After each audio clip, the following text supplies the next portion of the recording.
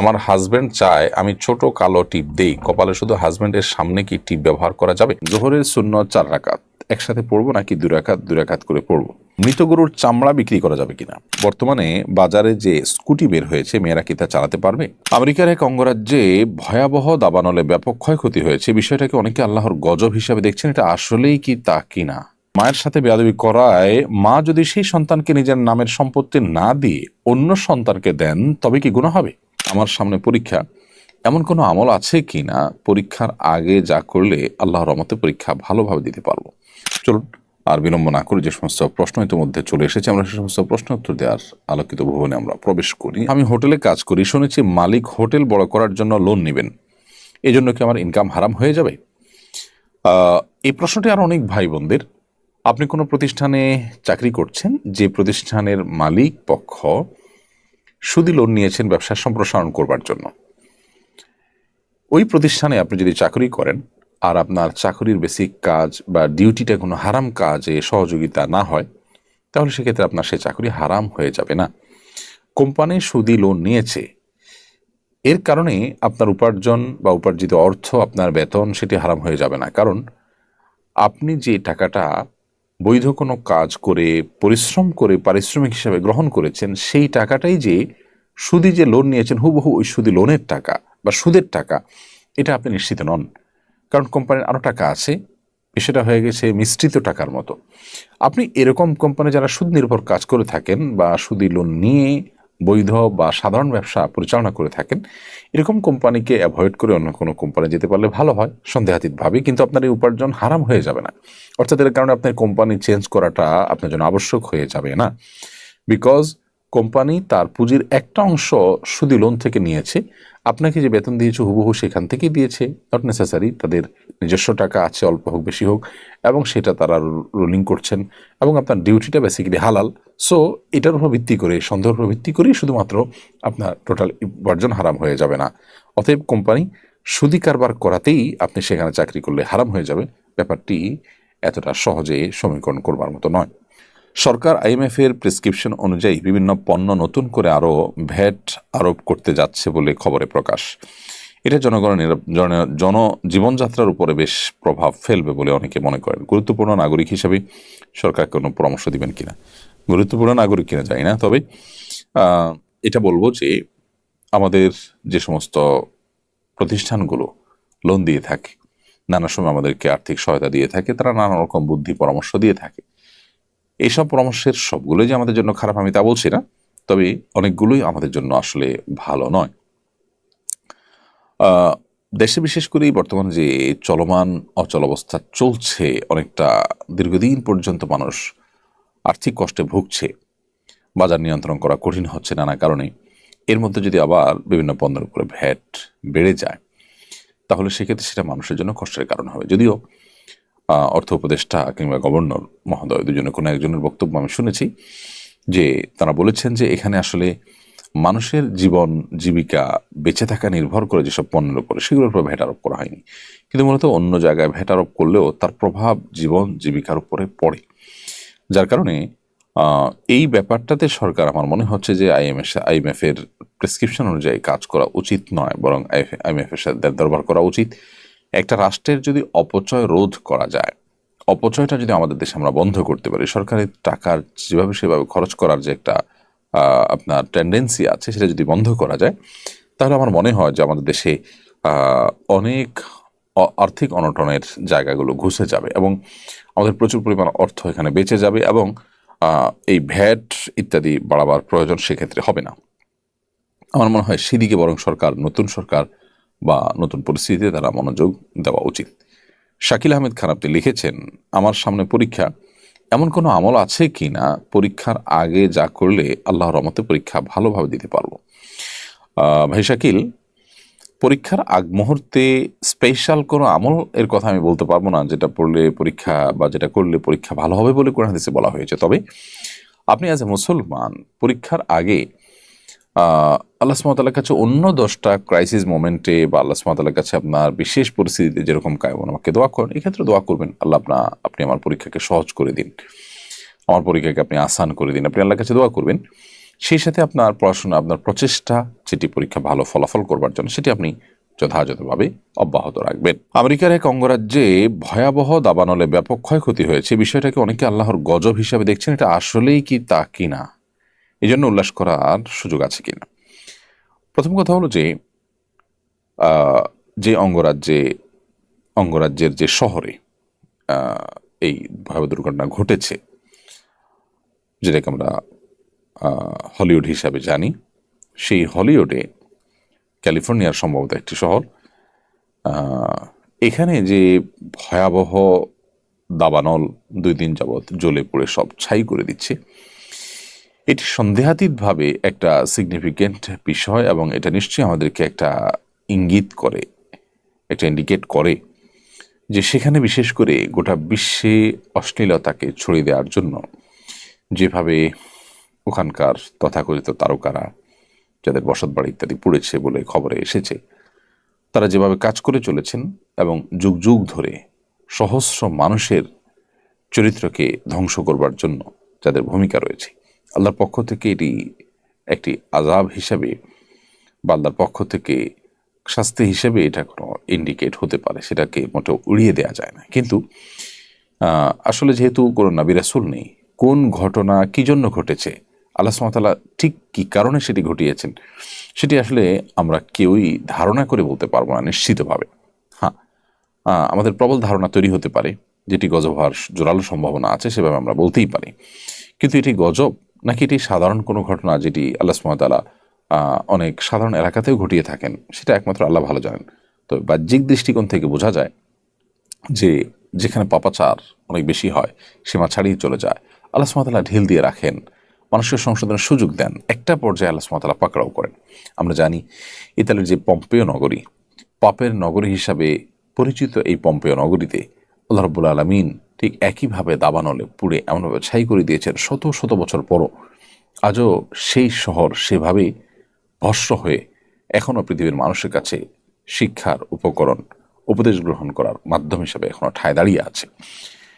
Hollywood সেরকমই একটি দৃষ্টান্ত স্থাপন করেছে কিনা সেটার জোরালো সম্ভাবনা আছে, এবং এখান থেকে আমাদের ব্লেম বা এখান থেকে আমাদের উল্লাস করার চাইতে বরং শিক্ষা গ্রহণ করবার প্রয়োজনীয়তাটা অনেক বেশি। ব্যক্তিগত জীবনে আমরাও যারা সীমা লঙ্ঘন করি, সীমা ছাড়িয়ে যাই, আল্লাহর অবাধ্য হয়ে যাই, আমাদের জন্য এটা অবশ্যই সতর্কতা এবং এটা অ্যালার্মিং একটি বিষয়, এবং এর মাধ্যমে অন্য যারা আল্লাহর অবাধ্যতা লিপ্ত আছেন তাদেরও সংশোধন হওয়ার বা ফিরে আসার সুযোগ তৈরি হয়। বিধায় আমরা সেখান থেকে শিক্ষা গ্রহণ করার চেষ্টা করব। গাজাও পুড়ছে এবং এই হলিউড শহরও পুড়ছে। পার্থক্য এটুকু যে গাজার মানুষগুলো আল্লাহর প্রতি বিশ্বাসী হওয়ার কারণে, আখিরাতে বিশ্বাসী হওয়ার কারণে দুনিয়া পুড়ে গেলেও তাদের আসলে সব পুড়ে যাবে না, অনন্ত অসীমকালের আসল জীবনের সব তাদের বেঁচে থাকবে ঠিকই। কিন্তু যাদের আখিরাতের প্রতি বিশ্বাসী নেই, তাদের দুনিয়াটাই যদি পুড়ে যায় তাহলে থাকেটা কি? আল্লাহ তাআলা আমাদের এখান থেকে শিক্ষা গ্রহণ করবার তৌফিক দান করুন। আব্দুর রহিম আপনি লিখেছেন, জোহরের সুন্নত 4 রাকাত একসাথে পড়বো নাকি 2 রাকাত 2 রাকাত করে পড়বো? জোহরের সুন্নত 4 রাকাত একসাথে পড়বেন, এটাই হলো ফুকাহা হানাফের মত। যদিও এক্ষেত্রে হাম্বলি ফকিহদের মত হলো 2 রাকাত 2 রাকাত করে পড়বেন। শুকনো নাপাক কাপড় ড্রয়ারে রাখলে কি ড্রয়ার নাপাক হয়ে যাবে? শুকনো নাপাক কাপড় যদি আপনি কোনো ড্রয়ারে রাখেন, সে ড্রয়ারে যদি সে নাপাকির কোনো আলামত লেগে যায়, নাপাকি লেগে গেছে কোথাও দেখা যাচ্ছে, অথবা দুর্গন্ধ হয়ে গেছে সেই জায়গাটা নাপাকির, তাহলে সেক্ষেত্রে সেই জায়গাটা নাপাক হিসাবে বিবেচিত হবে, সেটাকে দূর করতে হবে যেভাবে দূর করা সম্ভব হয়। নাপাকির সমস্ত আলামত দূর হয়ে গেলে সেটি পাক হয়ে যাবে। আর যদি সেখানে কোনো নাপাকের কোনো আলামত না থাকে, শুধুমাত্র নাপাক কাপড়টা আপনি রেখেছেন জাস্ট এই কারণেই পুরো ড্রয়ারটা নাপাক হয়ে গেছে বা সেখানে কোনো পাক কাপড় রাখা যাবে না, ব্যাপারটা কিন্তু তা নয়। এরপর রাহাতুল ইসলাম রুমা আপনি লিখেছেন, বর্তমানে বাজারে যে স্কুটি বের হয়েছে, মেয়েরা কি তা চালাতে পারবে? মেয়েরা যদি স্কুটি চালাতে চান এবং সেটি চালাতে গিয়ে যদি তাদের পর্দার খেলাফ না হয়, ধরুন প্রচণ্ড বাতাসে তারা যদি স্কুটি চালান এবং শরীরের বিভিন্ন অঙ্গ প্রত্যঙ্গ স্পষ্ট হয়ে আসে, তাহলে সেটি নাজায়েজ হবে। আর যদি সেরকম কিছু না হয়, তাদের ড্রেস আপটা যদি এমন হয় যে না, তাদের প্রাইভেসি বা পর্দা মেনটেন করে তারা চালাতে পারছেন, তাহলে সেক্ষেত্রে সেটি তাদের জন্য হারাম হবে না। এবং সফরের দূরত্বে না গিয়ে ছোটোখাটো ট্রিপ যেগুলো ধারে কাছে থাকে, একান্ত প্রয়োজনীয় কাজ থাকে, সেগুলো তারা সারেন, তাহলে সেটি হারাম হয়ে যাবে না। এটি নির্ভর করে তাদের স্কুটি চালানোর সময় এবং পরিবেশ পরিস্থিতির উপরে। যদি পর্দার যে বিধিবিধান আছে সেগুলো নষ্ট না হয়, তিনি যেভাবে হাঁটছেন সেভাবে স্কুটি চালাচ্ছেন এবং স্কুটি চালাতে গিয়ে তার ড্রেস আপ কোনোভাবে পর্দার খেলাফের পর্যায়ে না যায়, শরীরের কোনো অঙ্গ প্রত্যঙ্গ ফুটে না ওঠে, তাহলে সেটি জায়েজ হবে। আমি একজন মহিলা, সৌদিতে কফিলে বাসায় কাজ করি। কফিলের পরিবারের সাথে কয়েকবার ওমরা করেছি, আর মক্কা আমাদের বাসা থেকে 2 দিনের রাস্তা। আমার ওমরা হবে কিনা? প্রথম কথা হলো, বোন, আপনি দূরদেশে গিয়েছেন একটু রুটি রুজির জন্য। যারা আপনাকে মাহারাম ছাড়া সেখানে নিয়েছেন সেই সৌদিয়ানরা, তারা যেরকম গুনাহগার, এ ক্ষেত্রে আপনি নিজেও গুনাহগার হবেন মাহারাম ছাড়া সেখানে সফর করার কারণে। এরপর দ্বিতীয় কথা হলো যে আপনি সেখানে চলে গেছেন, কাজ করছেন, বৈধ বা হালাল কাজ করে যদি আপনি উপার্জন করেন, হারাম থেকে বেঁচে থেকে উপার্জন করতে পারেন, তাহলে সেক্ষেত্রে আপনার সে উপার্জন হারাম হবে না, সেটা হালাল হবে। মাহরাম ছাড়া সফর করেছেন, সেটা একটি গুনাহের কাজ হয়েছে, তার জন্য আল্লাহর কাছে ইস্তেগফার করবেন। এখন যে উপার্জনগুলো করছেন সেগুলো হারাম হবে না যদি আপনি হালাল উপায়ে উপার্জন করে থাকেন। এরপরের প্রশ্ন হলো, আপনার মূল প্রশ্ন যেটি, সেটি উত্তর হলো, আপনি সফরের দূরত্বে আপনার কফিল বা মালিকের ফ্যামিলির সাথে যাচ্ছেন, যে ওমরা করে আসছেন। তো এই যে তাদের সাথে যাচ্ছেন, যে ওমরা করে আসছেন, এর কারণে আপনার ওমরা তো হয়ে যাবে, কিন্তু এটাও একটা গুনাহের কারণ। কারণ নবী করিম সাল্লাল্লাহু আলাইহি ওয়াসাল্লাম বলেছেন, লা তুসাফিরুল মারআতু ইল্লা মা'আদি মাহরামিন, কোনো নারী কোনো মাহরাম ছাড়া তিনি একাকী সফর করবেন না। আপনি যে কাজটি করছেন সেটি গুনাহের কাজ। এজন্য আল্লাহ তাআলা আপনাকে তৌফিক দিলে আপনি স্বামী বা মাহরামের সাথে কখনো ওমরা করবেন, আর না হলে ওমরা করবেন না। ওমরা করার জন্য ফরজ নয়, কিন্তু আপনার অবশ্যই মাহরাম নিয়ে সফর করার চেষ্টা করা উচিত এবং সফরে মাহরাম থাকা দরকার। এরপরে প্রশ্ন করেছেন এসকে মুস্তাকিম ব্লগ, এআইডি থেকে আপনি লিখেছেন, মৃত গরুর চামড়া বিক্রি করা যাবে কিনা? মৃত গরুর চামড়া তুলে যদি আলাদা করে বিক্রি করা যায়, অবশ্যই সেটি জায়েজ হবে। মৃত গরুর চামড়া থেকে যদি বেনিফিটেড হতে চান, কেউ ব্যবহার করে সেটাকে প্রসেস করে ব্যবহার করতে চান, সেটাও করতে পারবেন। হ্যাঁ, মৃত গরুর গোশত খেতে পারবেন না, সেটি হারাম। অতএব চামড়া বা অন্য কোনোভাবে সেটি থেকে যদি বেনিফিটেড হওয়ার সুযোগ থাকে, সেটি কিন্তু নিষিদ্ধ বা হারাম নয়।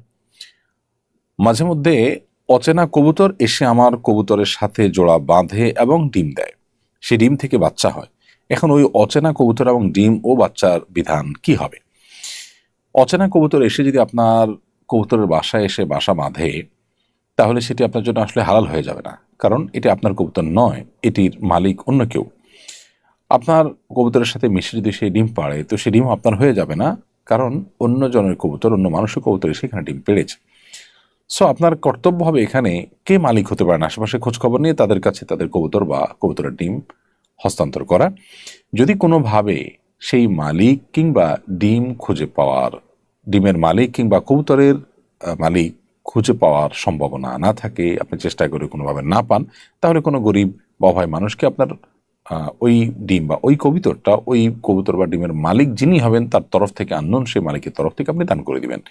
হ্যাঁ, যদি আপনি নিজে অভাবী গরিব মানুষ হন, তাহলে সেটা আপনি হারানো জিনিস, যেরকম গরিব বা অভাবী হলে নিজে খেতে পান, ঠিক তেমনিভাবে আপনি নিজে এটি খেতে পারবেন যদি আপনি অভাবী বা গরিব মানুষের সংজ্ঞায় পড়েন বা তাদের কাতারে পড়েন। এরপর তাসফিয়া তাবাসসুম আপনি লিখেছেন, মায়ের সাথে বেয়াদবি করায় মা যদি সেই সন্তানকে নিজের নামের সম্পত্তি না দিয়ে অন্য সন্তানকে দেন, তবে কি গুনাহ হবে?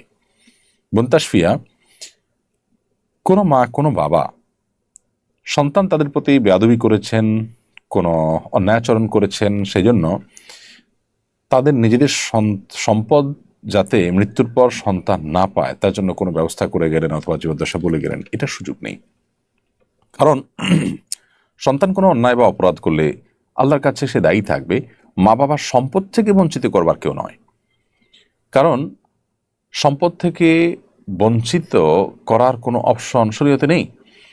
আপনি সন্তান হিসাবে যখন মা বা বাবার সংসারে, তাদের বাসায়, তাদের ঘরে জন্মগ্রহণ করেছেন, বাই ডিফল্ট অ্যাজ এ সন্তান আপনার অধিকার হয়ে গেছে তাদের সম্পদের ভাগ পাওয়া।